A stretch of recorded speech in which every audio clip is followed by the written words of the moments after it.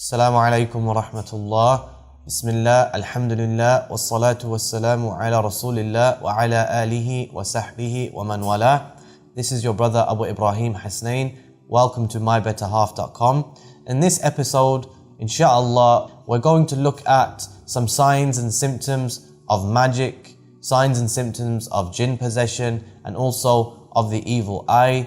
We're also going to discuss in this episode ta'weez, hanging of amulets, and also the hanging of black strings which we see regularly around us. Are all of these things from the sunnah? If they are, then how do we use them? If they're not, then what's the proof and evidence that we should not use them? And how do we actually make ruqya? And we're going to discuss how to make ruqya in a full episode of itself, bi'idhnillahi tabaraka wa ta'ala.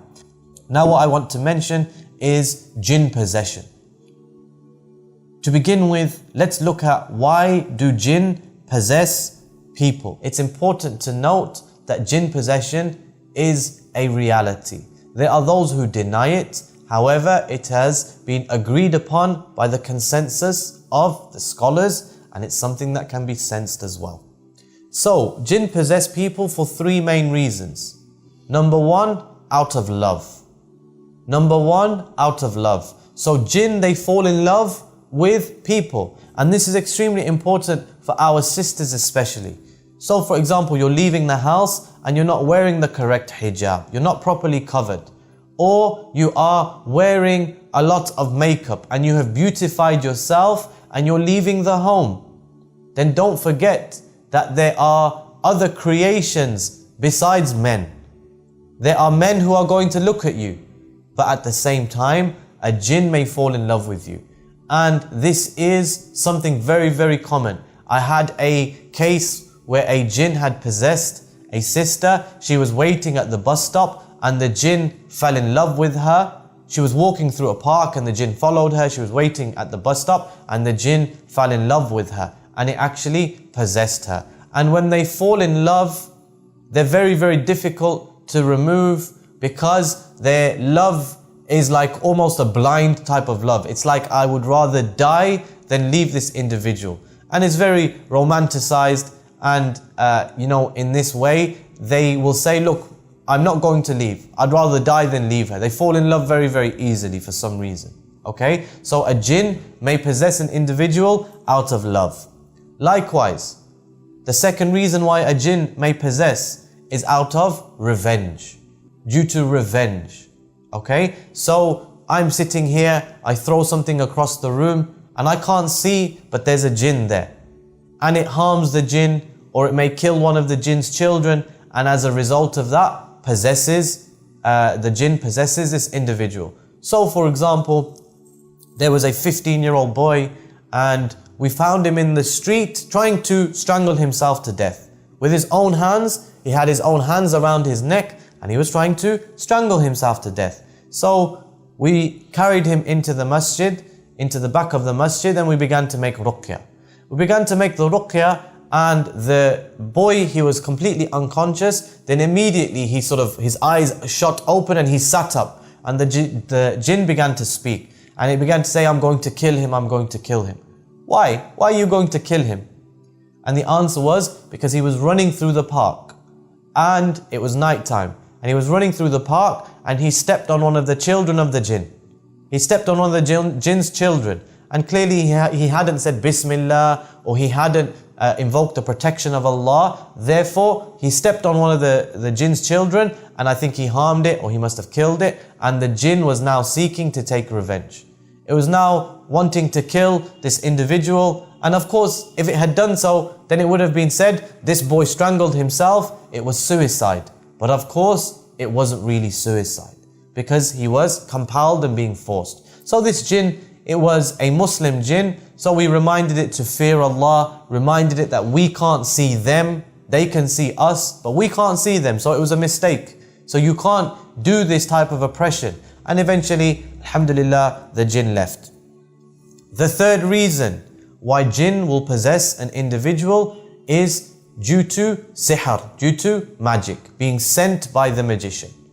So the magician, he performs his magic and he does acts of worship to the jinn, and then the jinn will say, right, you have lowered yourself and you've humiliated yourself and you've worshipped us. Now what do you need from us? And he will say, I need you to go and harm such and such an individual. I need you to go and possess such and such an individual. So then he goes and he sends the jinn. And the jinn will now go and try and possess the individual. They will try and possess that individual in order to achieve their objective. So if they possess the wife, then she will become possessed, and the husband will be thinking, you know, my wife's character has changed so much. We never used to argue. Now we argue over the smallest of things. Now she curses my mother, she curses my sister, she curses my family. All of these different things. Immediately her character will begin to change. And this is due to jinn possession. Now let's have a look at some signs of jinn possession, some signs and symptoms of jinn possession. It's important to note that you may have or you may exhibit one or more of these signs, but that doesn't mean that you are possessed. Okay? That doesn't mean that you are possessed. For example, there was a situation where there was a brother who he said, you know, when I read the Quran from memory, I'm okay. But when I read the Quran from the Mus'haf, from the actual book, I get a really bad headache. I get a really, really bad headache. So the brother began to think, perhaps I am possessed. It turned out he had poor vision and he needed glasses. So when he was looking at the Mus'haf, he would get these problems. Okay? So let's not rush to diagnose ourselves. Let's not rush to say I'm possessed. Let's not have these constant naggings from the shayateen that, oh, you're possessed, you're under magic, you've got evil eye. No. Have husn al-dhan. Have high thoughts and good thoughts about Allah subhanahu wa ta'ala. So the first sign, or one of the signs, is there may be a sudden change in the personality or character of that individual. There used to be somebody who was very gentle. There used to be somebody who was flexible. There used to be somebody who was caring and loving. Then suddenly there's a sudden switch in their character or a sudden switch in their personality. Now they are very harsh, they are very rough and tough. The woman, from being a woman who was perhaps able to be patient and bear patiently, now all she wants to do is argue, all she wants to do is curse, all she wants to do is blame, etc., etc. All of these things, they may be due to jinn possession. The individual may have fits. So you may find that they just have random blackouts, often in the toilet or after leaving the toilet, because the toilet is a place of filth and this is where the shayateen reside. So often in the toilet they will have a blackout, or they will walk out of the toilet and they will just black out. Likewise, there's going to be, or there may be, a hatred to the Quran or a hatred of the adhan. As we have mentioned in previous episodes, that when the adhan is called, the shaitan flees, as the Messenger alayhi salam told us. So if you call the adhan, or if the adhan is on the television, then they may become very upset or angry, or they may just storm out of the room for no apparent reason, or they may say, get this rubbish off, or something like this, because they may be possessed. Likewise with the Quran. If they are possessed, then they are going to have, in more than sort of most cases, and it's more than likely, they are going to have a hatred of the Quran, a dislike of the Quran. So if you're reading the Quran, they don't want to be in the same room, or they tell you to stop the recitation of the Quran. Okay? Because the Quran is a shifa, the Quran is a healing, the Quran is a mercy. And as Allah says, it only increases those wrongdoers in loss. It only increases the wrongdoers in loss. They may also begin to speak other languages. So perhaps the person, he's never spoken Urdu in his life, or he's never spoken Arabic in his life. Suddenly he becomes fluent in Urdu, or he becomes fluent in a different language which he has never ever spoken. Or it might not even be fluency, but he just begins to talk it out of the blue. And you're thinking, how is that possible? How did you get to that situation where you're able to talk this language? Overnight, you are beginning to speak a different language. There may be a sudden increase in strength. a sudden increase in strength, or a change in their physical appearance. So, for example, there may be a woman who is only 5'2", 5'3", and she's a small woman, yet it takes 4 or 5 people just to hold her down. It takes a lot of people just to hold her down. Or there may be a drop in the personal hygiene of the person.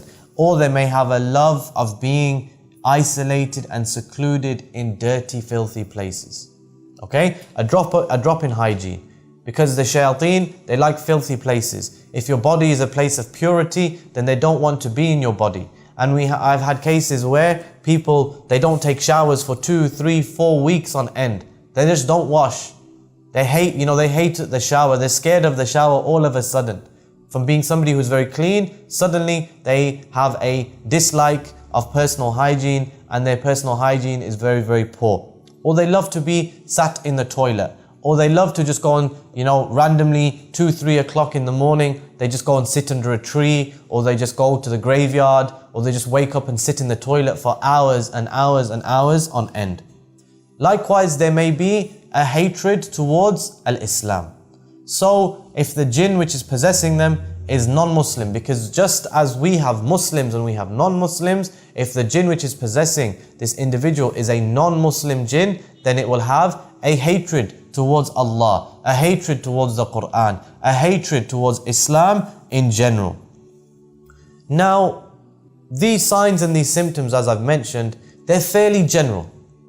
They're fairly general signs and symptoms. So it may be, for example, that one day a person is upset and the Quran is on, or whatever it may be, and they just storm out the room, not because of the Quran, but because they're upset.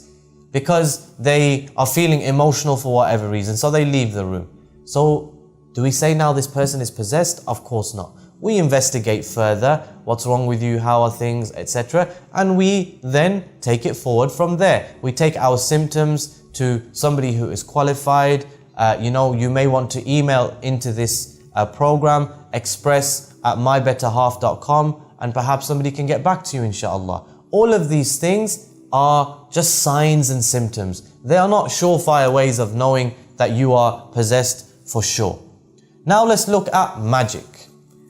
Magic, dear brothers and sisters, magic is a contract between the magician and one or more of the devils, the shayateen, where the magician, he does acts of worship for the shayateen, in return for the shayateen doing acts of obedience for him. So the magician, he worships them, prostrates to them, he glorifies them, he humiliates himself in front of them in order that they will then begin to work for him. So with magic, what we have to understand is that it displays many of the same characteristics as jinn possession. Because when that magician, he does these acts of worship to these jinn, those jinn are then going to go and possess the individual.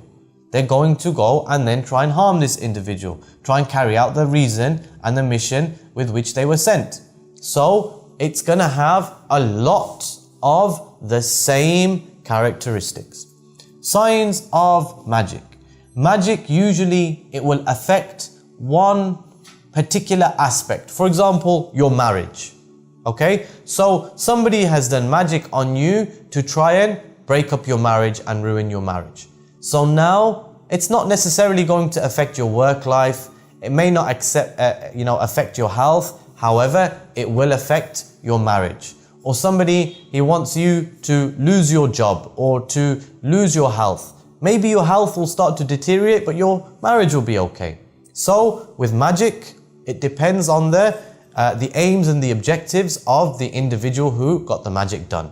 So if he gets magic done to affect your marriage, then this was what will be affected. Sometimes, however, a person will just say, I don't ever want to see person X, I don't ever want to see him happy. I want to see his life ruined.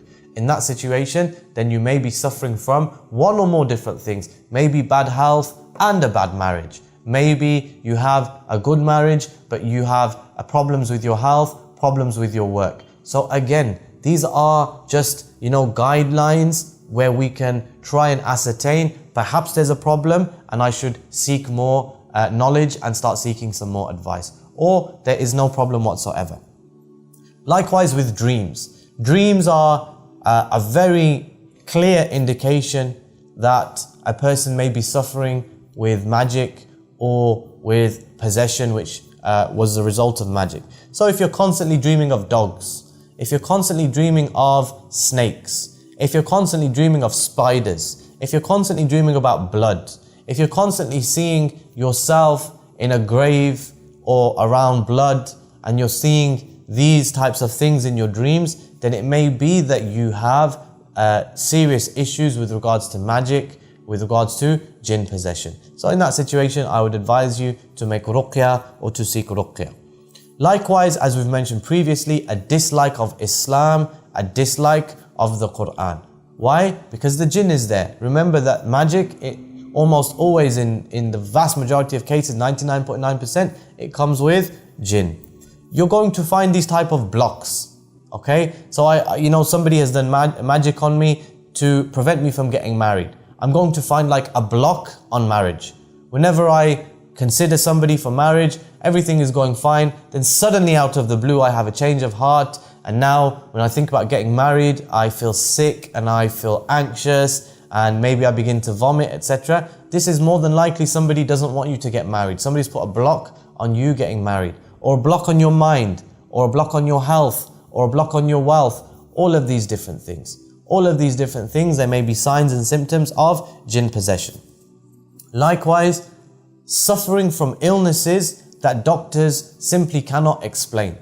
Suffering from illnesses that doctors cannot explain, or suffering with illness after illness after illness. This may be a sign of magic.